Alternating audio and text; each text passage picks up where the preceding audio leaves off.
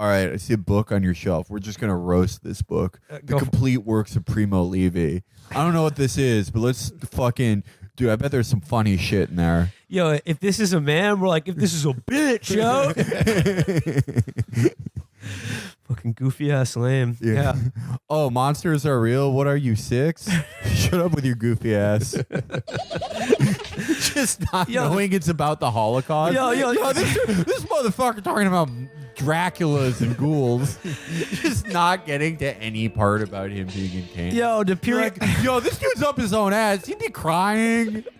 Yo, the periodic table. Yo, that's just chemistry, dog. I learned that in high school. Get the fuck out of here. This is the most ignorant review possible of Primo Levi. Are you Italian or Jewish? You're lying. Pick one. You can't be both.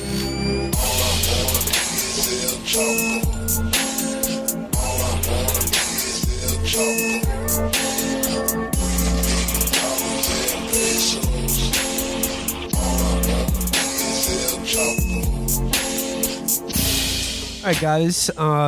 It's Chapo. Got me, Matt, and Felix here. In a little bit, we'll be talking to Kenzo Shibata about the Chicago Teachers Union strike that's going on right now. Going to sort of a live update from the picket lines and the bargaining table. But before we get into that, I guess let's just kick things off. Got to say, R.I.P. to a real one, friend of the pod, al-Baghdadi. Yo, you up in heaven right now, dog, with Robert Evans. Just like pure shit. I just want it back. Yo, was he an abuser to some extent? Shit, probably. But did he touch millions of lives, like through both his music and his videos? Absolutely. Like, I have so many messages, like not just of Baghdadi, but of like people who like fucked with Baghdadi and the movement, like messaging people who are struggling, saying, "Bro, come to jihad. Like, come fuck with us. If you're like feeling down, you can sing some fucking nasheeds." It's like really like old heads are gonna say like, "Oh, this is nothing like Tupac." Dude, I was around for Tupac. This is exactly like Tupac. No, I'm trying to think who could be the third that could match that in like the rule of 3 celebrity deaths. Al-Baghdadi, Robert Evans, and al-Baghdadi. Robert Evans. I mean, who could be next? Who could be? It's actually poetic. Robert Evans produced some of those videos. But now they're working on movie magic up there in heaven. Maybe Betty White. I don't know. She's always a good. She's always a good option. She's a good pocket pick. Kissinger. Yeah, That would be Kissinger. good. Yeah. Never happened though. Was I a fan of the man's politics or religious beliefs? No. Did he have that movie magic? You bet your ass. So apparently a dog chased him into a tunnel where he blew himself up. Did you see the Trump tweet? Yeah. Oh, yeah. I want to talk about that. We've declassified the we've declassified the Paparino. 15 out of 10. Would pet. I saw that fucking tweet where we're declassifying the picture of the good boy who caught Baghdadi. And it's just the president literally saluting a dog. And it just made me immediately flash on that Simpsons headline, "Hippo promoted to detective." Which was the second headline, if anyone remembers that episode, the first being that Springfield was about to be nuked. So it feels very end times. This is actually like if there was like Bizarre World, there's a conservative Aaron Sorkin and there's like a Trump West Wing.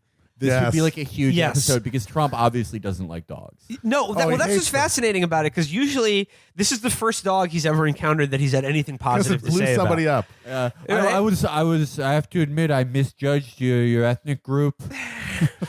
Like it is. It turns out dogs can hate Muslims too. I didn't know. It would be like a huge dramatic arc in the Trump West Wing of him shaking the dog's hand. Oh God, the dog goes out for the fucking handshake, and the cameras are going crazy, and they pin the Medal of Honor on the dog. Trump hurts his paw by doing his weird crushing handshake. They have to put him down. Oh, God. Well, guess he wasn't so tough after all. The dog stands on hind legs and looks more natural that way than Trump does. Okay, so he said, the dog was injured as well when al-Baghdadi blew himself up. Real fucking Tex Avery hours. And then also, Trump said like he died crying like a little bitch. Yeah, he went down like a dog. Not this dog. This is a good boy. He said Baghdadi died crying and whimpering. Yep. which like Yep. okay, that's confirmed fact. But you bring up Aaron Sorkin in The West Wing, and what's so fucking funny about this is like we all remember, probably top TV moment of all time, the Bin Laden episode of The Newsroom. Oh God, yes. Where the guy that tells the United Airlines pilots he's just berating this poor flight attendant who's just trying to do her job and about to just lay into her, and then he sees the fucking pilot's wings. He sees their fake collar. military insignias. This fake bullshit fucking David Buster's ass valor theft, and remembers, oh yeah, you guys died on 9/11. Meanwhile, way more fucking flight attendants died on 9/11 than pilots, but those are just bitch women who won't let a guy tell people the fucking news. But what's so funny, they could have stopped the hijackers, but they were just thinking about shopping. Yep. What's so funny about that is like that TV moment is one of the funniest things ever, because it was like, years after the actual Bin Laden, killing, or when we got him. Yeah. And that was already a total joke. Like, I remember when Obama announced that they got Bin Laden, like, there was a couple dumbasses who turned out in the streets and were like, Lower hanging off. Manhattan and in front of the White House. Yeah, they're hanging off like Tommy Vitor ass motherfucker. Yeah, they were like hanging off like stoplights, going like, "We got him, America #1." There was so much. It was so forced. It was the cringiest shit on earth. Yeah, there was no organic. Like, and a lot of like leftists tried to be like, the celebration of this death is sickening. It's like 5 fractions. Settle the fuck down. Yeah, it's like, who gives a shit? Yeah. It's literally just like a rich kid who got really into religion. Like, I don't care. Like, I guess it's illegal, but like all this shit's illegal. Anyway, my point, that was the people who forced the celebration of Bin Laden. That was just like the most people who have ever gotten drunk just drinking Michelob Ultra. Absolutely. They were turning off that. What a pathetic party. So even when Bin Laden was killed, it was already, and like they made Newsroom, they made a whole fucking movie about that, but like, again, felt totally forced. The idea that anyone would take a victory lap when they killed his ass in like 2014, and like, surprise, surprise, he's been spending the last, 10, 15 years coincidentally just living in a nice suburb in Pakistan, like in the headquarters of like the military the academy West for the Point country. of Pakistan, hanging out, like lip syncing to Lady Gaga, watching porn, like. And Baghdadi, when they went and got him, apparently he was in Idlib, which is not supposed to have any ISIS guys in it, and it's like Turkish allied militias and stuff. And then he's there. So if he went to Idlib on his own volition, it would have been a superhuman effort by him and whoever he was traveling with. It's funny you bring up the Bin Laden thing. I wonder who we could have made a deal with. That's what I'm saying. It's almost like in both these cases, we're supposed to like go crazy for our brave operators who basically like some guy from a foreign intelligence agency drove up with him in the trunk of their fucking car, and they just shot him in the head, and they want the fucking Medal of Honor for that. Meanwhile, they still managed to destroy a helicopter and get a dog blown up. This is like, it's like, you remember when Dick Cheney shot that guy? And but the thing they were doing is like, they were just hunting like drugged pheasants. Drugged and like clipped. Their wings were clipped. They could not fly. They could just hop over hop around. This is the equivalent of that for Navy SEALs. You just get like a drugged, fat, clipped terrorist leader, and then for the rest of their lives, they're like, I am the guy who bravely threw.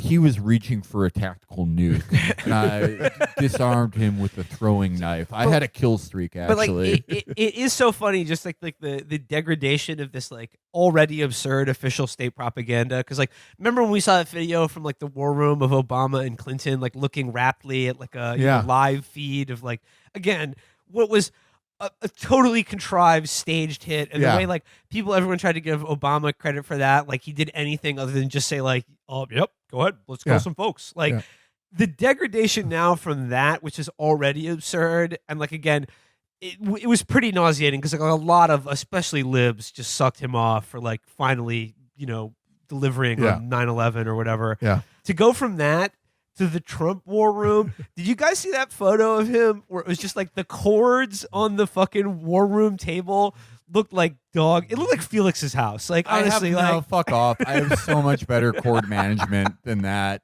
My cord management is like, it was like it's like they're trying to start an electrical fire. And like everything that photo owns, because like no one's looking in the same direction. Yeah. No, Trump's sitting there in one of his trademark baggy ass suits. Just sort of like, it's an academic sweatsuit, basically. Someone said like the general who's sitting next to him looks like they just like he was in his car ready to go home, and they were like, "You got to come back and sit at this table for a second." And he's like, "Oh Christ, I'm trying to watch NCIS," you know. But again, hilariously, the way Trump has now tried to play this off that like it's even bigger than Bin Laden. He had the caliphate. He built an entire caliphate. Everyone knew who he was. And my favorite part of it, though, so he tries to big up Baghdadi as bigger than Bin Laden.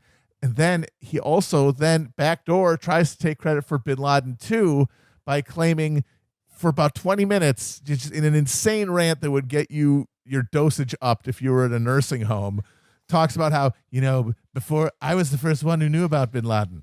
I warned people. I wrote a book a year before, and I said, hey, what about this Bin Laden guy? Not good. You got to do something. And then the World Trade Center happened. So apparently there is a reference in his book to, there's threats. We got to watch out for him. And he probably had seen 60 Minutes or something. So he's like, hey, what about this Bin Laden guy? But in his mind now, and what he's saying is that he was the only person who knew about Bin Laden.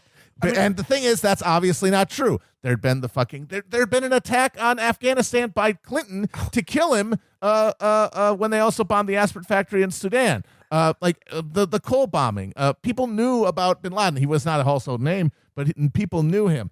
And Trump has created a new world where he was the one guy, a real estate developer, who at that point he didn't even have The Apprentice, that he knew about Bin Laden and no one else did. And what I want to know, I want to remake the movie The Cell. Remember that movie with Vincent D'Onofrio and J-Lo? Sure, yeah. Where you go into the mind palace of someone. I want to, because you can't talk to him about this. You can't talk to him about anything and extract information. I want to get into The Cell and see a visual approximation of, in his mind, where he thinks he got this information, where he got the scoop on Bin Laden in 1998. I want to know what he thinks, where he thinks he got the information. I was actually, in the 90s, I was a CIA agent with bipolar, and I actually had an affair with a very handsome soldier who looked like Damian Lewis.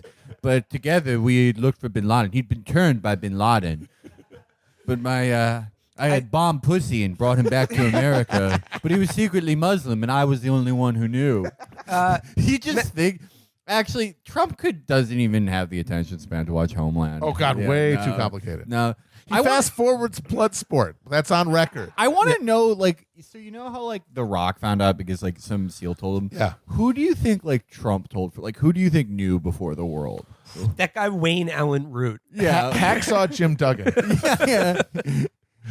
That was he was marching in front of his house with a fucking 2x4. The guy who looks like Minecraft, Dan Bongino. Banganino. Oh, well, Hannity, obviously. Yeah, sure. Yeah, Trump called who's the My Pillow guy. Just all the 80s actors who are now running for running Doom. Antonio Republic. Sabato Jr. Yeah, he called every former Scott Baio. He called them on Dean Cain. He just called them on unsecured They all had lines. an impromptu cigar party. Yes. They went out somebody's deck, and it was Baio and Robert Davi and Sorbo and Ken Wall and Johnny Sack, and they're out there with their cigars. Hey, Baghdadi, hasta la vista, baby. Frank Stallone is there, of course. Rotten hell, you you freaking drool. It was probably yeah, no, I can see that so clearly. They're fucking cranking Sinatra. No, they're not doing Sinatra because those guys are they've convinced themselves that Baghdadi did 9/11 somehow, and they're this is a solemn day of celebration. So they're playing Have You Forgotten? Yeah, no, it's just, that is sickening. Just imagine it, just solemnly eating room temperature prime rib. We're doing this for the soldiers.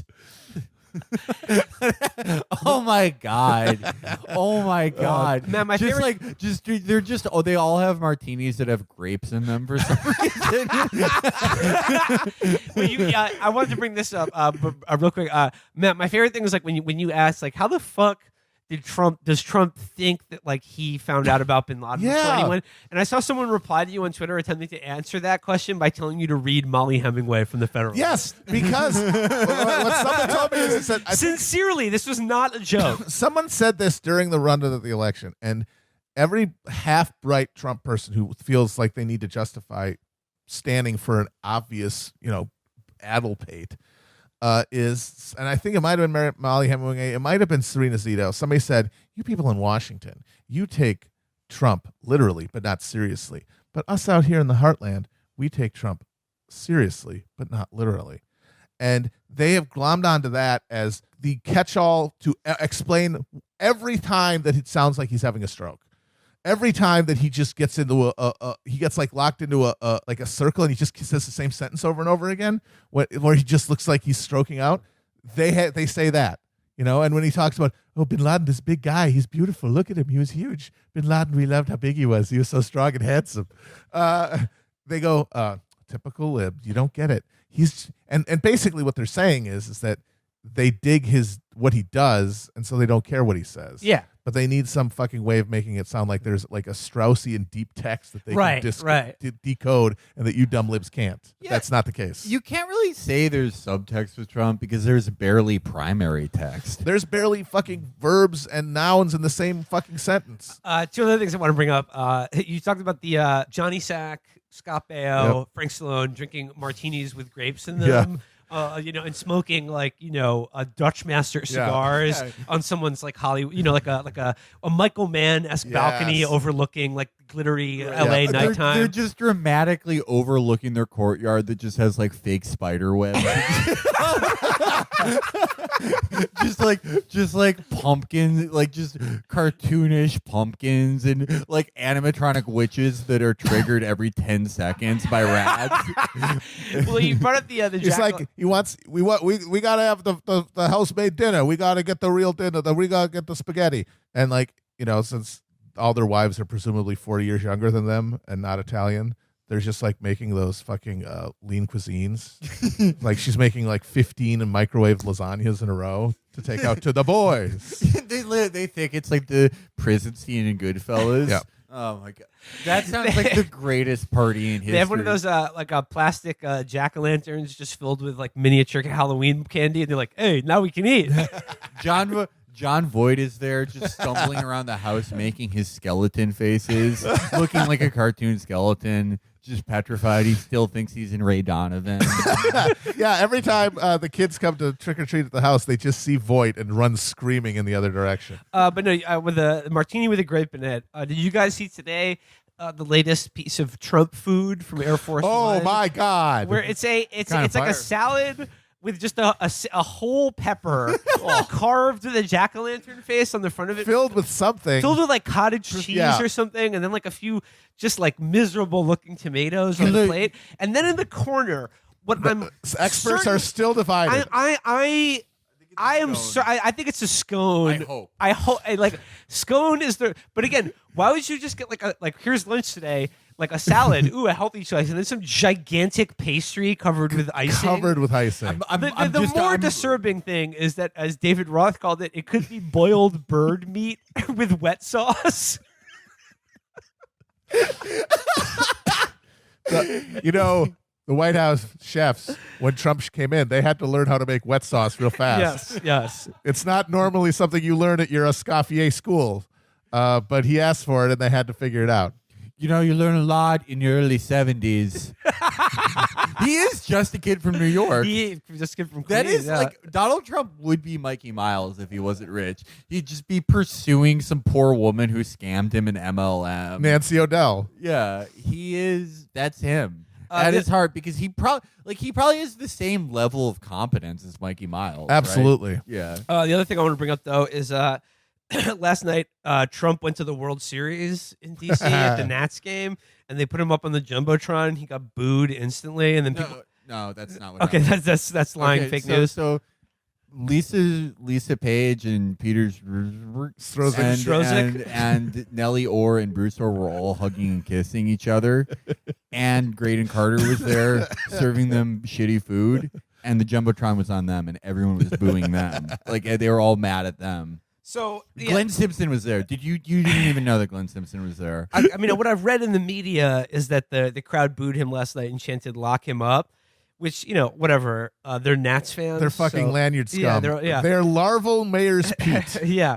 So, but I was shocked to wake up this morning and find that fucking Joe Scarborough and other people were just being like, we need to have more respect for the office Or like, it is not a good look when people are, jeering to lock up their political opponents. Like, how can you talk about Trump every day on like an MSNBC show that he's like an imminent threat to the world and our republic, and then get pissy when people are rude to him in a public setting, at a sporting event? For one reason, because there's literally nothing Trump could do in power that would be more threatening and scary to you than some sort of revolution. End of sentence. Okay. And so therefore, maintaining decorum and maintaining norms of behavior, specifically for the lowers, is incredibly important. Because some 1,000-year Trump imperium where they graft him to a fucking sandworm and it becomes the god emperor of the universe will be more materially advantageous to her than a system that overthrows the monstrous a revolution that overthrows this monstrous system that allows something like Mika fucking Brzezinski having a fucking morning political talk show.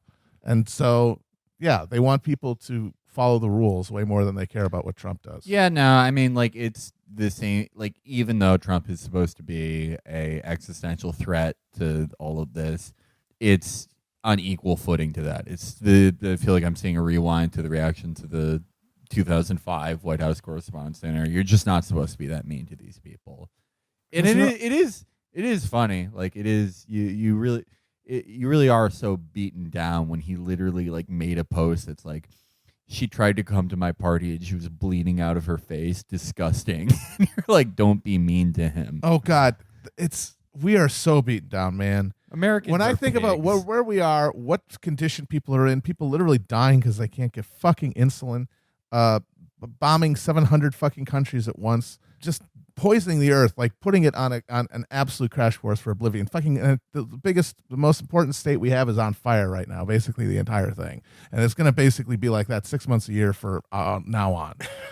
And we're just fucking booing a guy at a fucking baseball game? Compare that to what's going on in Chile right now. Exactly. There's like 1 million people in the streets. And the cops have already decided that they're going to they're going to party like it's 1973. Yep. They're in full Pinochet sicko mode right now. Did you see that video of them fucking like tooting up on coke before they went out to fucking patrol? They're shooting people to death in the streets, but people aren't stopping. They're still doing it. 1 million people. 1 million people street. in Santiago. They're burning down like the evil They Fox burned down News that building. right-wing They newspaper. burned it down. Meanwhile, everyone fucking gets an Instagram of them giving the finger to the Fox News building. I mean, that's us too. No, absolutely. It's all of us. But, We're completely conditioned. No, yeah, it's Americans are incredibly conditioned. We believe in this myth that will just like Texas. I feel like Texas is like the key case in point for this. Because no one believes in the myth of every American is an atomized cowboy who can take down the government more than them, because the government gives them permission to take a rifle to big lots, and meanwhile they have to sign like a loyalty pledge to Israel for some fucking reason. But yeah, I always thought it's funny that Americans have always made such a big show of thinking the French are pussies. Yeah. Because like you don't even have to look to Chile and like this mass uprising. The French, the people who we've been told are pussies our entire lives, they would just never stand for any of this. You got like middle class white guys in France like decking cops. You know, these are the people that in America are conditioned to reflexively shake their fucking hands if they see them in public at this point. Well, before we get too dire in the state of the American population, I think we should transition into our interview, which maybe gives a slightly more bright spot in terms of how an engaged or politicized American public. You got your Chicago strike. You got the fucking UAW strike. You got, God bless them, Bernie Sanders out there. People starting to come together. It's happening, maybe.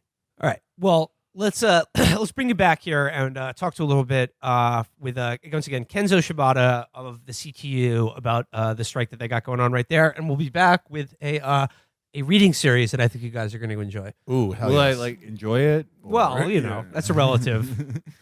No, I think you actually will enjoy this one. I love enjoying things. All right. So we're here now with Kenzo Shibata, who is on the CTU bargaining team. And Kenzo, you guys are coming out of a weekend of what I presume were some pretty tough negotiations. So I'm just going to input my Pete Buttigieg labor reporting script. I'm going to run that on my hardware and just say, like, how's it going? Like, you think you guys can hold out? What's the strike fund looking like? And are there any concessions that you'd be willing to make to management? It's funny you should actually mention Pete Buttigieg, because he and Klobuchar are the only two Democratic Party nominees that are candidates that are not actually doing anything in support of CTU. Even Joe Biden did. It's really crazy. It used to be like when Old Man Daley was mayor of Chicago, you'd almost have to ask him to run for president. And now it's like every single front runner is trying to stay far away from Mayor Lori Lightfoot during this strike. It's beautiful and insane to watch. Well, what did Joe Biden do? Did he come by to squeeze the shoulders of some of the kids on the picket line, or what? So, I mean, well, first I want to stop that, Zadie Burney was the first one here. He came and a couple weeks ago, I gave a pep talk to the entire bargaining team and then spoke at our rally, talked in quite detail about how his Medicare for All program, coupled with a strong union contract, would actually put money in our pockets, and really did just kind of gas up the troops by doing that. A couple weeks later, Elizabeth Warren came to a rally to speak and do the same thing. And while her rally was going on, our president, Jesse Sharkey, got a call from Joe Biden. And I must say, I kind of get the appeal of Joe Biden after watching it. He had this one line in there where he's just like, Jesse's probably someone he's never met before. He's like, I'm really proud of you, man. Like, he's talking to his nephew that graduated from 8th grade. But it warmed my heart. Like, I'm like, oh, I kind of see it. I'll never vote for this guy or support him, but I get Uncle Joe's appeal now. I mean, that's what people say about him. He's just got that. He's got the touch. He's got the feel He's for got the power. and he touched me. No, but seriously though, Kenzo, you guys are coming out. Oh, so like right now, for those of you, I guess, who don't know, the CTU, the Chicago Teachers Union, is on strike. Right now, it's probably one of the most visible labor actions going on in the country. Could you just give us like a general overview? How many people are on strike? And like, what is the sort of state of play right now regarding your demands and like the mayor and the people you're negotiating with? Well, currently there's about 32,000 members, workers on strike. That includes the Chicago Teachers Union. We have about 25,000 strong, and then also 7,000 members of SEIU Local 73. They represent bus aides, classroom special education assistants, security guards, and a few other, like pretty much our lowest paid workers, which is huge because during our 2012 strike, they settled early and crossed the line. This time we had a solidarity agreement with them. So we came out together. We're staying out together. In fact, we just got word that they got a tentative agreement. I haven't had a chance to see it. Their members are reviewing it now. And since I'm not a SEIU 73 member, I haven't seen it yet. But from what I've been told, it's one of the richest contracts they ever had. So solidarity kicks ass. And we're getting raises now and better working conditions for the lowest paid workers in the Chicago public schools. So we've already Foosball tables in the teachers' lounge. That's what that actually Our teachers' means. lounge is a converted bathroom, Matt. And it's gonna have a fucking foosball table. Thank God. Okay, Because, Kenzo, I'm going to just give you some unsolicited advice right now. Yes. Hold out for the air hockey table. Oh, Yeah, the air hockey is a good pretty one. cool. The fucking thing vibrates off of the top of it. It literally hovers. So, Chicago public school teachers on strike. It's still ongoing. What precipitated this action by the CTU?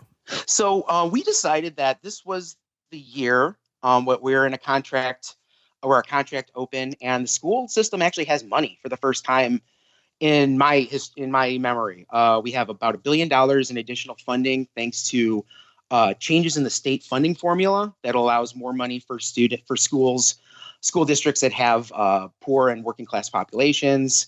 And then we also have this thing called tax increment financing, which is like this doohickey, like wonkish way of basically creating a mayoral slush fund, where money that extra money that comes into like gentrifying areas when property taxes increase, that money then goes into this bucket called a TIF bucket. We now have about $800 million in that TIF bucket. And traditionally, what Rahm and Mayor Daley before him would do was he would dole that out then to their favored aldermen. So like if you're doing campaign work for Rahm, you're defending him, if you're trashing the socialists, you get money. Lori Lightfoot hasn't really been playing with that money yet, but we definitely need that in the schools. Like that was money that was initially made. It's property tax money. It was supposed to go to schools in the first place. So we're looking at $1.8 billion in additional funding. So we decided this was going to be the contract where we right all the historical wrongs of the Chicago public schools. You know, we have some schools where we have counselors who have 400 to 500, 600 kids on their caseload. I can talk about my school where I teach. We have a nurse 1 day a week.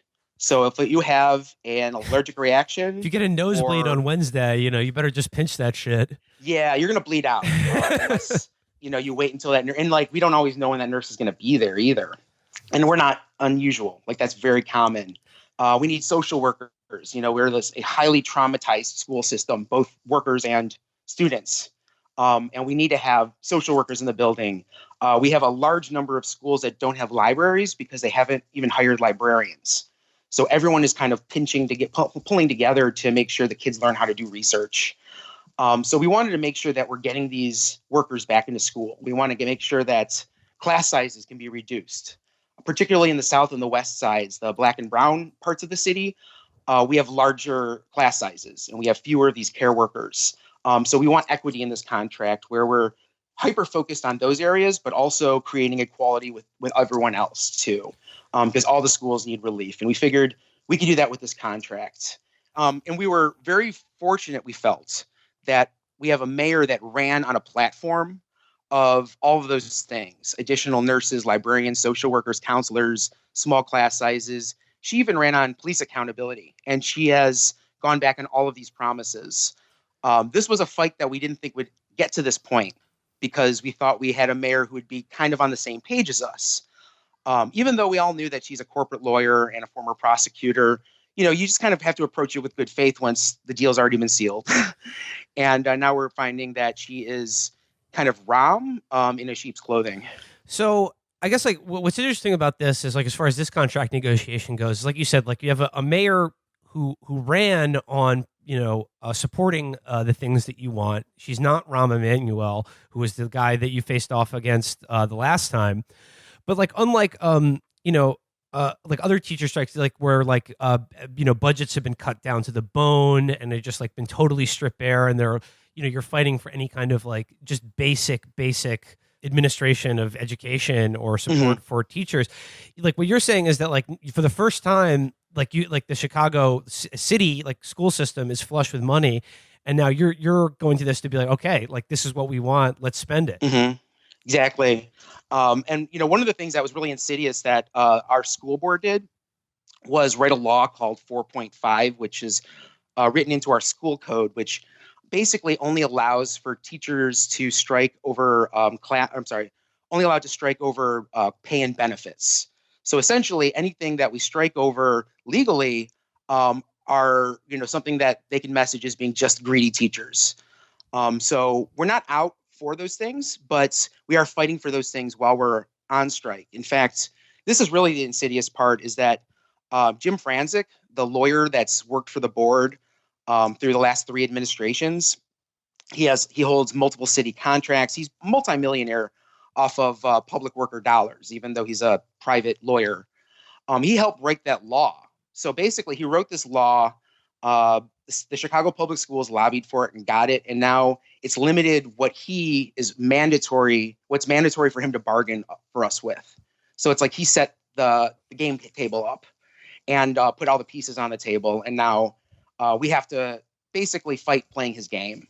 So we have to get creative with how we fight back. We've had to use a lot of direct action, public education, ways of just getting our message out in public that's not like working with the traditional media or working through like the regular confines of a labor fight. And what's really insidious is that even though Mayor Lori Lightfoot ran as a reformer, she's held on to Franzik, who worked for Rahm and for Daley, and basically the entire cast of ghouls on her side of the table hasn't changed. And Lightfoot was elected fairly resoundingly. Like, and did people in Chicago view this as like a sort of sea change from the Rahm administration? Yes. So her opponent was Tony Preckwinkle, who's the head of the Cook County Democratic Party, and also the president of the Cook County Board. And she's someone that, she's worked her way up through the rungs of the machine. She's done good. I'll give her that. And she was definitely someone who understood Chicago politics very well. This was a year where the most powerful alderman, Ed Burke, was indicted and got reelected while indicted, very Chicago, for shaking down a Burger King chain. I can't make that. You know what? Oh, yeah, Felix is grabbing the gauge right now. No, Felix.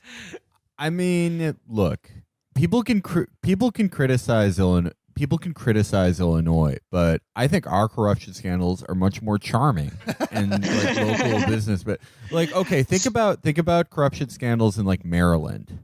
It's always like some spooky, like fucking, federal contractor they're having steroid parties and fucking each other and they're worshiping Moloch. It's all demonic. There's nothing demonic about Cook County corruption. It's always just a really stupid guy demanding a bag of hamburgers and $72,000. I know. I teach my students about Chicago corruption too, and they're like, their jaws drop. They're like, "Oh my God, this is why we don't vote." And I'm like, "No, this is why you have to vote." Yeah, my favorite. I've brought it up before, but like my favorite thing was that the thing that sort of brought Dennis Hastert down. This is in Cook County. This is like, I do like the distinction, by the way, between like Cook County Dems and like sort of down in upstate Republicans, where the Republicans in the state are just like, oh, those stupid corrupt Cook County Dems, and then they just go down for even dumber schemes. Oh yeah, it's a hog swindling embezzlement case or something. They're same crap, but just different stuff to steal. Case in point, the thing that really brought Hastert down was being sort of beholden to an ice cream baron. Not being the Gary Glitter of the house, but fucking... He did some corrupt, idiotic real estate thing where he basically like signed on the deed. I am committing a crime. That was Oberweis you're talking about, right? Yeah. Yeah. Do you remember that commercial that he made where he like flew over Soldier Field in a helicopter and was like, "We can fill this up with immigrants right now"? And that was his ad. Yeah. People were like, "Is that a challenge?" Or Oberweis. So Oberweis, for people who don't know, Jim Oberweis made, admittedly, probably the best milk and ice cream in the state. Like, if we're being honest, those are good milkshakes. They're really good. Like it's really good milk, and it's sort of a problem every urban Cook County liberal had, where they're like, Oberweis is so bad. His milk's so good, and it comes in these high quality glass bottles. It's the Chick-fil-A dilemma. It is, but with Oberweis, it was like less. Obviously, he funded awful political causes, and like you just should not buy his delicious milk. But he would spend, by a conservative estimate, $75 billion every 4 years and come in 5th place in the Republican primary. Kenzo, I will probably have to do some research on my own into the Burger King fiasco. But one thing I wanted to ask you about. I was going to connect that to Tony Preckwinkle. Oh no, go ahead.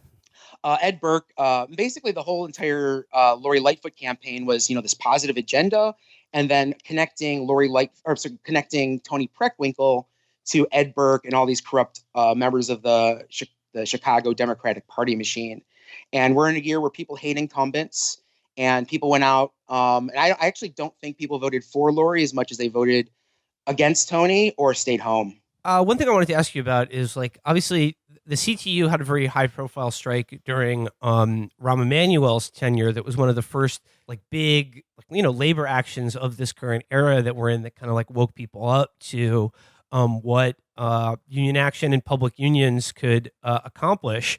But like, what do you find is the difference now in like the current political climate than what it was several years ago?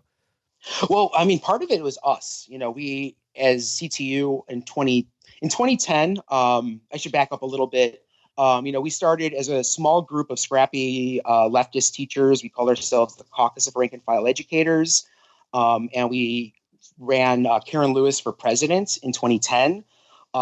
We found a great political opening when the ruling caucus of the union had a split 3 ways, and we won. And we basically realized at that point we have to fight to have a strong contract campaign. So for like 2 years between 2010 and 2012, We organize with the communities. We organize within our ranks. We really tried our best to build like democratic structures. So one of the things was we have a 40-member bargaining team where all of the different types of job roles in the schools are represented. And that was really that the 2012 strike was us building the union. And part of what helped us build the union was having this fight with a single target, which is Rahm Emanuel. So we didn't really didn't have the luxury of fighting with each other because we all were fighting the boss, and that allowed us to build a really strong union. That's something it's not a finite deal process either. Like we're continuously improving ourselves and trying to get better at things. But, that created a lot of possibilities for people. Like I talked to teachers in Arizona, Oklahoma, West Virginia, and they were all very much inspired by the CTU strike. In fact, Rebecca Gorelli, who's one of the leaders in Arizona with their strike, she came out of the CTU, and that's what really trained her to do this kind of work. And we're just hearing everywhere that folks have been inspired by CTU to fight on their own, and now we're inspired by them to go out again. Plus, there's been this huge shift in Chicago politics since 2012. In 2012, we had maybe one or two progressive aldermen and a whole bunch of bootlickers who were with Rahm, way up his keister, just trying to get whatever they can for their communities, like I was talking about with the TIF monies. So this year, by the work of both the Democratic Socialists of America and the United Working Families, which is like an independent political group in Chicago that's actually independent from the Working Families Party as well, worked to get 6 socialists and a whole lot of progressives on the city council. And so now through our work through the Chicago DSA, we have a program called Bread for Ed, there's a GoFundMe for that. We've raised $40,000 in about a week and a half. And out of these aldermanic offices, we're setting up food for students and parents and families and also teachers to come by to eat during the strike. It's called Bread for Ed. Been extremely successful. We've had a lot of support from DSA on the strike lines. And really, we're pushing these aldermen in the right direction. So huge sea change right now. It's at this point, like with the presidential candidates and even our local politicians, it really is strange that the mayor doesn't seem to feel like she has any pressure on her to come to a fair deal. And speaking of that fair deal, just like how have things been? Like, what are things like on the picket line among supporters, friends, colleagues, even students? It's been great. Picket lines have been amazing. We're on day 8 right now of the strike today, and the school where I teach, people got really creative. They dubbed the corner where we've been marching Lorryville. And we had a soup kitchen today. We're going to do a great British bake-off on Wednesday if we're still out. We keep joking. Hopefully we'll have that in the teacher's lounge, the converted bathroom. But if not, it'll be on the strike line. And people are just kind of keeping their spirits up about it. Honks, people are very supportive. We have lots of parents and students on the line. So that part right now, really successful. Lori Lightfoot does not seem to understand that all of these people are going to be voting in a few years. It doesn't really seem like she has any fear of hurting herself politically. She has no base in the city right now, which is interesting too. She'd never held an elected office, and she's kind of running on a wing and a prayer, and forcing the strike out now into 8 days. And then I guess finally, what do you think, the experience of the CTU and your own personal experience, what lessons do you think can be drawn, or a template for not just other unions, both public and private sector, but for, people, just activism of any kind, for organization and, like you said, direct action? What lessons have you learned that you think could be applicable in other situations or struggles? I think real intersectionality in your organizing is important. It's not just, to cancel people. Some of the things we're bargaining for right now are for the common good, like rent control. One of the things that we really want to push the Chicago public schools is into being a partner with us to make sure that our students are no longer being kicked out of their houses, and even teachers. We have a residency requirement in the city, which is getting more and more expensive to live in. So we're fighting for things like that. And, even if we don't end up getting any kind of rent control, we have secured some funding for schools that have high homeless populations. So just using the strike to put the issue out there has already gotten us some relief for our most vulnerable students. It's Monday. You're looking at the week ahead. I mean, just generally, like, where do you think your demands are, and where do you see this going? If you're just looking at the number of items that are still on the table and our capacity to bargain over them, we could land a deal in a day or so. The problem is that the Board of Ed will say that they're broke. We would have some sort of massive action, like we shut down the highway last week, and then they find more money. So this is, it's a pattern. We're willing to follow it if it means more money for our schools. But, it's exhausting. And I really hope to get back in the schools. But, we're willing to do whatever it takes. And if it takes shutting the city down, I think we're going to do it. I mean, I guess just like my final thought is what's interesting to me about this is a lesson of like, you don't always strike from like I said, like, because there's no money for the schools. No, like you should also strike when there apparently is money for the schools, just to make sure that it gets spent, or that like you reap the benefits of like these supposedly good policies. Yeah, I mean it's neoliberalism, and this is a neoliberal mayor. And part of neoliberalism is taking money from workers and having it flow up to the ruling class, and that's exactly what she's doing. The only way we can really stop that is through stopping our labor. All right, Kenzo, we should let you go there, but please send us any links or just anything that our listeners who heard this interview can do to support you guys in the CTU and your ongoing strike. That. Yeah, so once again, that is Kenzo Shibata of the CTU on the bargaining team, reporting on the strike going on right now in Chicago. Kenzo, thank you so much for your time. All right, thanks for having me on, guys. Cheers. Thank you, Kenzo. Bye. Okay. All right, we are back. Thanks again. I actually have no idea what it is this week. Not even the title. Well, this is one that I've been. It's like a couple weeks old now, but I've been saving it in my back pocket for just such an occasion, and I think it definitely it's a nice pairing with the beginning of our show. This is courtesy of thehill.com. Oh no. We have the lesser Trump son, Eric, with an op-ed that he wrote all by himself. Oh God, the big boy. I remember this.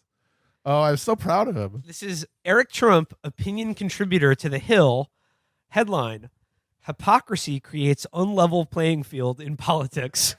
Extra, read all about it. So this is from the desk, from the mind of Eric Trump. I mean, he definitely was just like, got his secretary. He was like, take a memo. And then he just spit all of this out. Fucking stream of consciousness, James Joyce style. I hear that his process, it's very similar to William S. Burroughs. He opens his desk drawer full of Twizzlers, Red Vines, Sour Patch Kids, and just, he just sort of goes down a K-hole, so to speak. I have a theory for how he writes. Remember when we watched the amazing Trump documentary about him? Yes, about the Fox News Extra. And it showed him doing Fox his... Nation, yeah. They showed him doing his job at the Trump magazine, which, by the way, is something they just put at the toilet at the fucking resorts. It's not an actual magazine. And they needed to pick a cover. And they had him come into an office room, and they had four covers, and they said, this one, and then they said, this is the one we like, and then this one, and then, they're kind of leading him, and he goes, yeah, I'll go with that one, the one that they suggested. They do that, and it's 4 pieces of paper with 4 different letters on it. And then one by one, they suggest one to him until it's written. So here we go. This is Eric Trump, and this is a throwback to our episode where we watched the Fox Nation documentary about Eric Trump. Episode 267, Eric the Bewitched. He's the guy, he's like, I'm going to step back from politics, and I'm going to, I'm going to be the good son and run my father's business empire. Again, completely separate from the political operation. I'm sure that there's no contact whatsoever. There's no connection at all, no talk, even though he has literally admitted it on tape that his dad still runs stuff. I mean, again, slight digression before we start the reading series, but God, it was so funny when he was just like, tried to pitch having the G7 at his failing golf resort in Florida. That was so great. That was so awesome. So fucking funny. Oh, God. He was like, there are these wonderful buildings. We call them bungalows. And each nation would be get so their own bungalow. I wouldn't even take money from it. And then when he wasn't allowed to do that because like even that was like honestly he could have been impeached for that alone. Well, that's the thing. It's like if he wasn't literally in the process of being impeached. Yeah. then maybe he would have gotten away with it. And then like It was a little too much. it was a little too much. It was Then a hat on a hat. He had to back out of it, and then was so petulant about it. He was like, "I guess we'll have the G7 in another location. It'll be a dump, and it won't be nearly as good." I hate it. It's so boring. That would have been one of the Trump things that, like, yeah, I guess it's, but it, like, I wouldn't have cared. And It would have been really. Oh, it would have been hilarious. All the immortal lizard vampires of the G7 having to, like, just Trump leering over their shoulder. Try the meatloaf. Also, we know That's so funny. We know the it's so funny conditions. to imagine. we know the fucking upkeep at the Trump properties. Yeah. That's Antifa action. Half of Yes. them might die of Legionnaire's disease. Yes. Like, Yeah, can you- just can you- imagining Angela Merkel, Yeah. Macron, Boris Johnson. Trudeau, Boris Johnson, Shinzo Abe shitting his stomach lining out. having to eat the boiled bird. Yep. Having to eat like just plates full of wet sauce and pretend to like it. Then I've been under a fucking 20-watt heat lamp for 10 hours. Imagine the most powerful people from the IMF who just bully fucking South Christine Legrand. Yeah, imagine the people who just spend their entire fucking professional careers bullying South American nations who even think about like fucking repay, like just Having water. having Yeah, water, not having to pay for water. Just, so it like comes out having of the any sky. standard of living of like Any control over their natural resources Yeah. or budget or right. anything. These people's entire job is to make sure like private equity guys in New York are paid like double what they paid on distressed debt from these countries. Imagine them going to this shitty fucking dump and just this moron just putting his hand too heavy on their shoulder and being like, "Try the shrimp surprise." Oh And my just God. getting food poisoning. That like it's not. It's so again, it's one of those things. It's like not even close to what they deserve, but it would be funny just for them to suffer like a week of indignities, just like all the idiotic cocktails that Trump came up with because he They're just, doesn't. they have to two-hand these punch bowls full of fucking like magenta These alcohol. people- Diet Coke and Contro. It's like these people are used to having their like secret conclaves at like the fucking Overlook Hotel, Yeah, right. or like the Eagle's Nest or Yeah, something like that. Greenbrier, Like, yeah. just something like some, Atlantis, it's real, and that's what they mean. like Yeah. or like on the moon or something. Yeah. Like the highest level of like palatial splendor in the most evil place imaginable in like the Austrian That's Alps. why you do that shit. And then they have to go to some fucking. It's like this is like someplace in Florida where like you drive down the road and there's just like an alligator Yeah. farm or something. And there'd be no security. There'd just be dentists wandering up to like the directors of the World Bank and being like, "So are you you in the money business?" Like just fucking unlicensed plastic surgeons from Palm Beach, just fucking glad handing Macron. Dentist, Oh my God. hot tub salesman, and then as we know from Mar-a-Lago, literally rub and tug operators who are actual agents of the Chinese state. Yep. Who just they're like, hey, like, can I plug this thumb drive into your laptop for a second? I gotta check my emails, and then they're just like, oh, okay. If I was a congressional Democrat, I would have been like, no, you can absolutely do this. All we need is, card check. Deal, Mr. President. He would have done it. Dude, again, if they were smart, they could get a deal like that. Yeah, it's a win-win, honestly. fucking A. It would have been. I wish it happened. The more we talk about it, the more sad I am that this isn't happening, and they're just holding him in fucking Elysium like they do every year. This sucks. Yeah, we can't have fun things. It's at the Trump Golf Resort. It's like the Overlook Hotel, but when you're walking down some like empty, like eerie hallway, instead of seeing those twin girls, you see the twin fat guys on motorcycles. And Trump sees them too. He's like, tremendous. Wonderful. Look at these guys. Look at them. They're big guys. The elevator opens, it's just all the meatloaf wet sauce.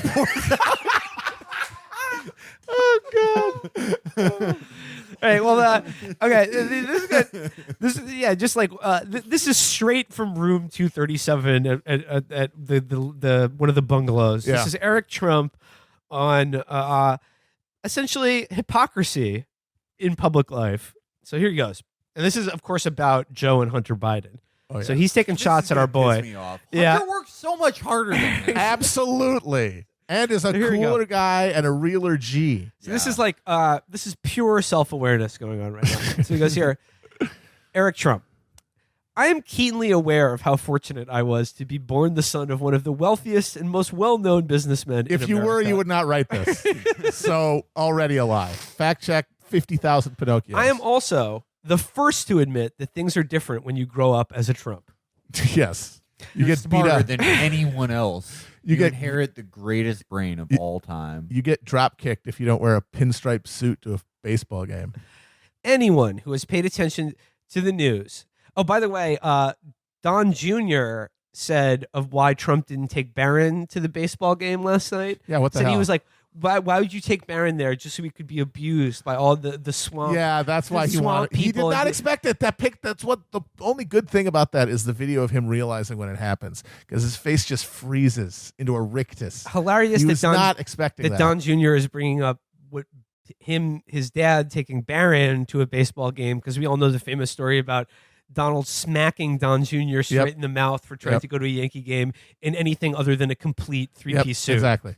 I got to say though, I don't think that Barron would have wanted to go. No, he doesn't understand that shit. He is an He's not indoor. interested in He's an baseball. indoor kid. I don't think he's a fan of sports ball. No, Barron was probably like achieving gold in CS:GO. Like, no way. But I've wondered. My brother posed a good question the other week. I think like out of all the Trump kids, Don Jr. tries to like relate to Barron the most because he thinks he has like a touch of the youth, and he's like sending him groypers, and Barron's like, "Cool, thanks." He has no interest in politics. at all. Yeah, he's just like, "Check this out. They made a groyper of Dad." And he's like, "Cool, you're 40." He's absolutely smarter than all the rest of them already. for sure. You can No tell. question. Eric continues. He goes, anyone who has paid attention to the news, especially since my father announced his run for the White House, knows the media has attacked every member of my family viciously and given us anything but kind treatment. Wah, wah, wah. See, that makes you think he kind of did write this, because that phrase here, given us anything but kind treatment, is just such Terrible. an awkward turn of phrase. Classic Trump verbiage.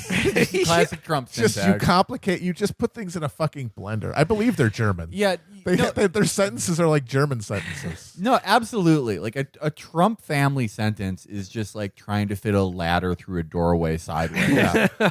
He goes here, the adult, quote, children in our family are certainly not off limits. Well, I mean, you're not children, and like you're literally part of his political operation. Yeah. So like, why the fuck would you be off limits? Literally a 40-year-old man. But like, I'm sorry, like, has anyone in the media like actually been like attacked Barron Trump? No one has ever attacked Barron Trump. No matter what those bikers are worried about. Yeah. There's no reason to defend. I mean, Barron we Trump. have always defended Barron We Trump. think he's and, cool. like, yeah. I remember the first time that we were watching the inaugural party, the inaugural parade party, and they showed Barron looking at the tractors, like the parade of tractors, and he was lighting up. He And was it's the like, only one I wasn't casting in, like, you know, the Rick Dalton scene from Once Upon a Time, you know, yeah. from The Fist of McCluskey. Yeah, Like, that's no, I what know. that's what I was no, thinking absolutely. about the whole time. In fact, the only media I've ever seen that like has attacked Barron has been Daily Caller when they like demanded he wear more suits. Yeah, that Yeah. was the Daily Caller episode. He goes, we did, after all, fight alongside our father in his quest to win the presidency. We stood on that. You're a tier one operator for Dad. Some gave all. He goes here, we stood on that stage and campaigned across the nation and are certainly willing to take the punches where they are warranted and deserved. Like, where does he think they're ever, like, I would love to know his, like, he was like, what are the few times when you think, yeah, fair enough, we deserve that shot. Yeah, you are right. I do give too much money to charity. Yeah. If you want to have a go at my legendary love of cashews, you have at it. So he goes, the double standard, however, is nothing short of glaring. Again, like such an awful sentence. Nothing the double short of standard, glaring. however, is nothing short of glaring. Say glaring. This double standard is glaring. Yeah. Like Yeah. this is That's classic, punchier. It's more this is like powerful. classic, like stupid person Yes, writing. exactly. Where you More try words to is like, you smarter. try to make something sound complicated Yep. because you think it's like pithy. Where you're Yep. just like, you know, by all terms of the debate, it is clearest to all that I am the winner. Yeah. That's like You where, have a where, right- where every time you write dialogue, you have to go to the thesaurus for for something that's like a synonym for said, Yeah. interjected, Right. yeah, exclaimed. You have providenced upon the happenstance that we are both in, yet only one of us will walk out of this predicament inside of a quagmire. It would be a waste of print to recount every smear, hit piece, and invasion of privacy my family has faced.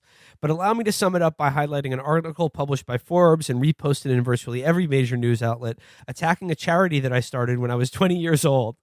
Wait, I'm clicking through here to see what this attack was. They were funneling money to his charity. New filing shows Eric Trump raised millions, lied about his foundation's expenses. Yeah, no, it's a money laundering operation. Okay. So he goes, a charity I started when I was 20. In less than 10 years, I raised more than $20 million for terminally ill children at St. Jude's Children's Research Hospital. He's a liar. He's lying. No, they used it to funnel money through. I maintained just over a 9% cumulative expense ratio, one of the lowest expense ratios of any charity in the nation. Damn. And funded the construction of one of the most cutting-edge intensive care units and surgery centers dedicated to children. Word. The Eric Trump Foundation Intensive Care Unit treats some of the sickest children in the world 24 hours a day, 365 days a year. And that would be a really shitty hospital if they were just off on weekends. Like, you should be so stupid that you brag about that. Yeah. You know, a lot of hospitals, they're just you know, what a shock. They're always celebrating 4-day weekends. You got to have your 4 walls. We have all of those. Yet, I was viciously chastised by the Democrats and the media who relentlessly tried to manufacture stories about me, my mission, and my... What are you, Mormon? What the fuck? Eric, like you solid Trump, snake? Select difficulty for Eric Trump campaign. Story mode. At the same time, the Clinton Foundation controversy was in full swing, and the media knew that it could use me as their punching bag to distract from one of their own. I mean, fair enough about the Clinton Foundation. Of course. An absolute just festering sore of just like unspeakable exploitation and criminal. We're like just scratching the surface of what they did in Haiti. Like is like best case situation, you're dealing with just a monstrous fraud and bribery scheme on an international level. Worst case, you're talking some fucking Pizzagate is real type shit. Right. That I do love how both their bullshit foundations mirror the exact values of both families. Like the Clintons is like a murky influence peddling tax dodge that like probably had like at least some people who worked for it had some role in sex trafficking, and the Trump thing is just like a way for them to buy more paintings of themselves. Yes, like, that is perfect. exactly it's correct. Perfect. It's amazing. One of them is just this sad penny ante thing of like cutting the heads off of fucking parking meters. It is so funny. Like, and then she's got an international cabal. No, it's funny. Like, like exactly the low stakes of what the Trumps do to like launder their public image is like, so they just want a charity where they can show up on a whim and get photographed next to a bald child. Yes.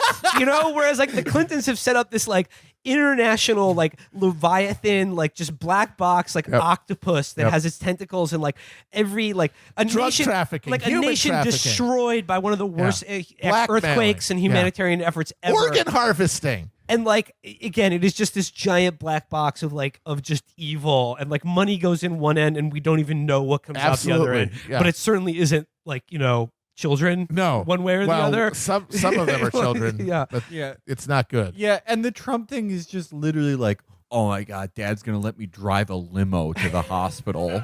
No, he said when Felix said the thing about getting pictures of themselves, that wasn't a joke. That's literally one of the things that happened is that Trump solicited a donation from someone else to his foundation.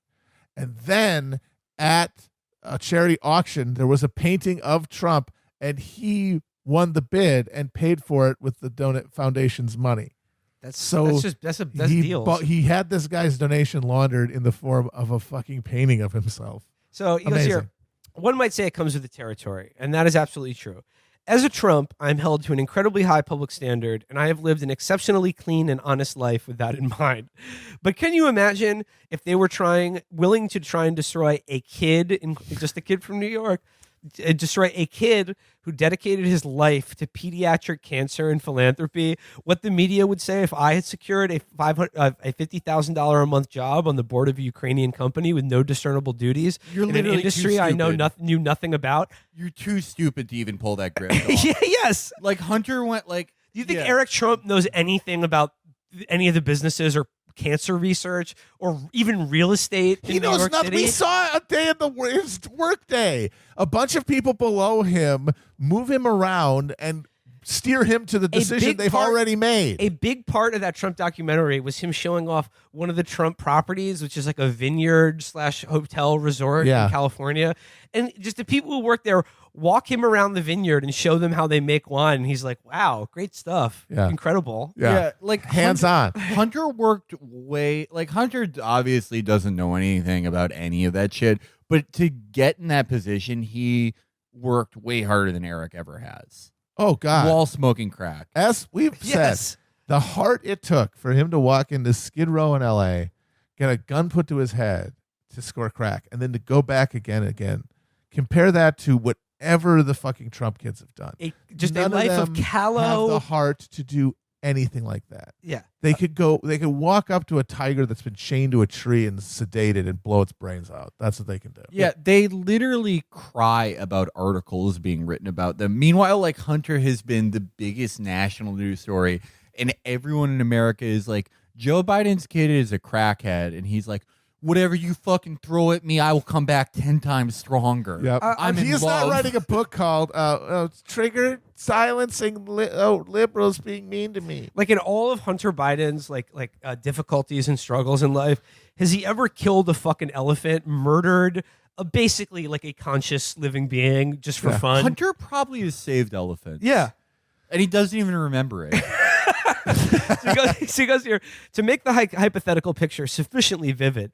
This is where he goes in on Hunter. So Felix, just like restrain yourself. Like Yo, you I can go. say whatever the fuck you want about me, Eric. You going into my homie Hunter? Okay. So he goes hit here me to with make it. the hypothetical picture. Again, to make the hypothetical picture, the word picture there is totally like not Yes, necessary. not necessary. Clippy killed himself. Hypothetical is Yes. it's a picture. You he goes here fucking to- dullard. Clippy fucking hung himself while this was being written. To make the hypothetical picture Oh, sufficiently God, vivid. idiot. Dullard. Also imagine that I had previously been kicked out of the United States Naval Reserve after testing positive for cocaine, or was given a contract potentially worth $1.5 billion by China weeks after traveling to Beijing with my father aboard Air Force Two. I worked hard to raise millions of dollars for dying children, and yet crickets from the media and weekly parodies on Saturday Night Live. I always think like Saturday Night Live is the lamest shit in the world. Who could get a rise out of this? And it's like, no, the Trumps are like actually upset by They're it somehow. furious. Yeah. It is. The funny thing is if satire is about afflicting the comfortable, no satire in history has ever directly annoyed the direct subject of it more than Saturday Night Live, which makes it, in some like qualitative sense, the greatest satire of all time, if you think about it. And literally, it's the best. So he says, for the record, I do not know exactly what Hunter Biden did or did not do in Ukraine, in China. Yeah, then shut the fuck in up his about him. personal How about life that? or elsewhere. There are plenty of other controversies that measure below the dignity and character of this article to regurgitate. Below the dignity and What? character Of this article. This article. This article. He didn't say below the dignity of article has my dignity. dignity or character, or below the dignity and character of thehill.com, No, which would be the hilarious. article- Thehill.com famously for publishing anything. Right, yeah. So You like gotta there check. is They have nothing space. below the dignity and character of the Hill, but he just said no. This article. He meant that cannot have that character. he's describing dignity and character to the Word document he typed this on. Amazing. He goes, I used to think Don Jr. was the dumbest. No, it's him. I do not like to give people the benefit. He goes, I do like to give people the benefit of the doubt, since that courtesy is so seldom bestowed upon me and my family. This is so, like, it's like classic. Like, I'm the most abused man Yes. in history. But whiny fucking dork. But also, like, all these things he clearly saw, like, he's picked these up. He didn't read these. He heard them from, like, a scene in Law & Order where a judge is sentencing somebody. Like, he'd never heard the word seldom in his life, even. Like, One thing, however, is absolutely certain. If the situation were reversed, I would have been front page news in every newspaper, online The publication. situation has been reversed. But, like, I mean, for his this Joe entire Biden term. thing, like, has been front page news. Well, as beyond that, he has been in the same position as Biden in terms of being in a position where he is leveraging his father's political position for private gain. He's been doing that since the first day of Trump's administration. So it's like, if I was doing it, no, he is doing it, and it isn't a story. So he's like proven incorrect. So he goes here, reporters would be camping outside my door, My family would have been picked apart. My name would have been smeared in the news every single week, and my father arguably would not even be president of the United States today. Oh God, don't make us even imagine what that would be like. Can you imagine? And he goes, here, okay, last two paragraphs. This is the gold here. I do not always agree with Bill Maher, but the late night host was honest enough to admit that if my brother or I had done what Hunter Biden did, it would be all Rachel Maddow was talking about. I do not know what he learned while growing up as a Biden, but if what we knew about his life indicates anything, it is that there are different rules if you are the son of a powerful Democratic politician. Money grows on trees. There are no rules, and the press will always cover for you if it benefits the political left. Isn't that like the entire biography of his father? Yes. There are no rules. Everything works out for you. Money does literally grow on trees. Money grows on trees. It's like you just open the door and here's another giant check from someone who wants to like launder, fentanyl proceeds or something. So he goes here. Then finally, this is the best part. To quote the great Marcus Aurelius from The Gladiator, your faults as a son are my failures as a father. I owe all of my work ethic, character, integrity, and moral fiber to my father. Hunter Biden can say the same. He got so much done in that sentence. Like, uncharacteristically, he accomplished a lot. So, this is so fucking good. To quote the great Marcus Aurelius from The Gladiator. He 1000% thinks that that's a character from the movie and not a real person. This isn't madness. This is Sparta, said King Gerald Butler from the 300 Also, Spartans. by the way, it's Gladiator. It's called Gladiator. Literally every part of this is wrong in like a small, infuriating way. Remember when the Commodus says, "What is your name?" And he goes, "My name is Gladiator, not the Gladiator." You know the most famous line when he does the speech. Gladiator. I am the spoon from The Matrix, the character in the movie The Matrix. So what's so funny is like he could like we've talked before about how quoting Marcus Aurelius is like alpha level dumb guy shit because of the movie Silence of the Lambs. Hannibal Lecter quotes Marcus Aurelius when he says to Clarice, "Read Marcus Aurelius. Of each thing, ask what is its nature in and of itself. What is he does? He covets, Clarice." So everyone's just like, damn, the smartest serial killer in the world be knowing about this. Like, he was Albert Einstein's dad. And he can't even manage to quote Marcus Aurelius. actually quote the real Marcus Aurelius, who he thinks Richard Harris is a fictional character playing a guy named Marcus Aurelius. Yes. And the quote he does is, "Your faults as a son are my failures as a father." Extreme psychology going on there because, as we remember from that movie, Joaquin Phoenix kills his father immediately after he tells him that. Yeah. The Gladiator is one of those movies that he watched probably with his father, but on fast forward just to get to the scene where he kills a tiger. Yeah. Yeah, I love it. Look at him. He died like a dog. Not so tough now, Mr. Cat. He doesn't feel great anymore. The scene where sorry, that's too clever for me to have said. Your cereal's not so good now, is it, Tony? It's selling like trash. That's more like it. They watch it on fast forward. They get to like the quotable parts where he goes, "Are you not entertained?" And then he goes, "Yes, we are very much." It's so entertaining. It's wonderful. We love the show. We have to watch it. Again, the belief that Ridley Scott's The Gladiator is a good movie. Yep. Shit, like one of the most telltale signs that you were talking to a room temperature IQ person. Absolute, just dullard. Yes, that is just such a entry level. It's like you're trying to prove you're not an idiot, and that's like just jumping in the first hole in Mario Brothers. If someone loves Gladiator, they would have to do like a nootropic stack and the purest Coke available to have an eternal monologue. You'll remember. Deep callback. You'll remember which Chapo character had a poster of Ross Gladiator Douthat. in their college dorm room. Ross motherfucking Douthat. Ross motherfucking Douthat. Yep. That he got so much done in that sentence, and it's like also like I'm sorry, Hunter's a better person than Absolutely. any of those adult Trump kids. Absolutely. But he has a good dude. That part of the story where he doesn't the Trump kids, do you think they've ever like given a homeless person money short of like God, making no. them do a trick for them? Oh yeah, Hunter, no. like there was a homeless woman who like was near the liquor store where Hunter would just like yeah, he had her and he was live like, with yeah, him. live with me. He brought her under her fucking roof. I think Hunter is interesting to me because I think he has a problem a lot of Americans have where he genuinely has all the intentions in the world to be a good person, but he literally doesn't know what that would mean. He's never because- seen an example in his life. Right. He's grown surrounded up by in a- Hollywood political scumbags. Right. He's like just grown up in a completely morally bankrupt, voided world, but he does have this like impulse to be a good person and doesn't know how to do this. And the Trumps are also a very American thing.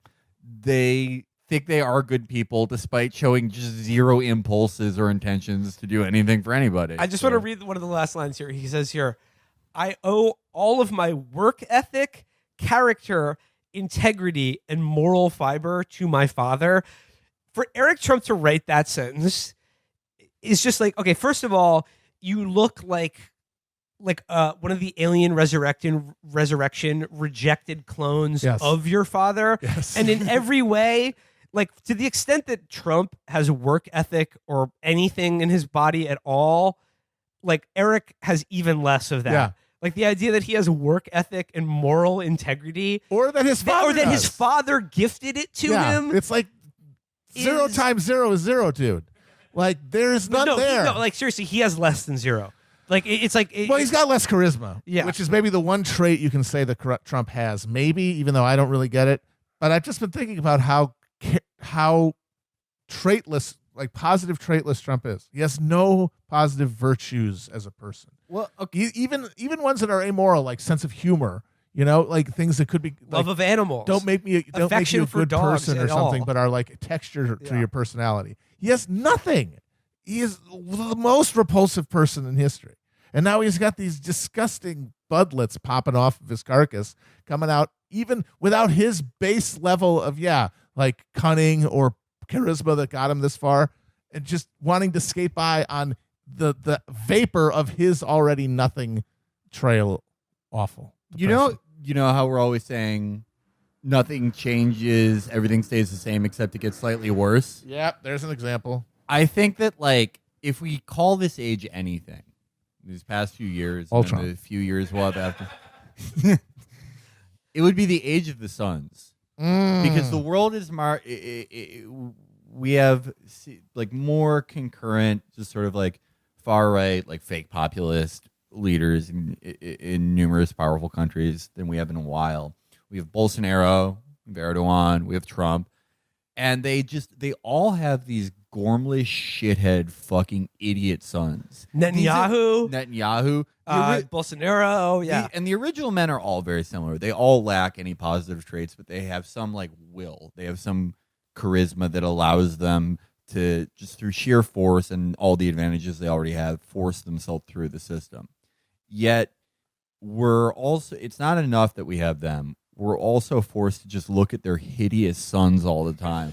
The entire world is that CPAC panel with the Suns panel. Yep. Jerry Falwell, Jerry Jr., Falwell and Don Jr. Don Jr. These just drowning. off-center copies of already shit originals. Right. These guys who are the same as their fathers, except even worse. Even worse. Just drowning in kiddie pools. Ugh. Just fucking face down in a cereal bowl, choking through punchlines. And that's the world. And they're in charge, and we have to just watch them come and go, yeah, they're going to take over everything. It's not just that these guys are in charge. It's that they're like, you think I'm great? Check out my son. His son's up there. Yeah, like, you can his see him son's coming up there over the like, horizon. Did you assume my attack gender helicopter? There's a great line in Charles Portis's Dog of the South where Ray Midge, the main character, says, "We're weaker than our fathers, Dupree. We don't even look like them." Yeah. Except, like in Eric's case, he does kind of look like him, but in the worst way Yeah, imaginable. all the worst features congealing together. But he has 10 times the gums of his father. Yeah. That is one Oh, accomplishment. he is so I, gummy. like Don and Eric Jr., all these sons, they're all born from their fathers, but out of you know that species of frog that like hatches their tadpoles out of little holes on their back. Yes. That's how all of these people. I say people because I don't Yeah. know what other word to use. Yeah. But like that's These how creatures. they're born. That's how they are They like butt off spawned. of them Yeah. like fucking mogwai when they get wet. Yeah, exactly. Yeah. But like but in a grosser way. Which does, of course, confirm with my theory that he has never had sex. His penis doesn't work. He's just popping these kids off of him. Well, we're going to leave you with that wholesome mental image, and I think say goodbye for this week. Please also check the episode description for links to CTU stuff or GoFundMe or just anything you can do, or if you're interested in supporting that much needed labor action right now going on in Chicago. So, till next time, guys. Bye-bye. Bye. Bye. Bye. Bye.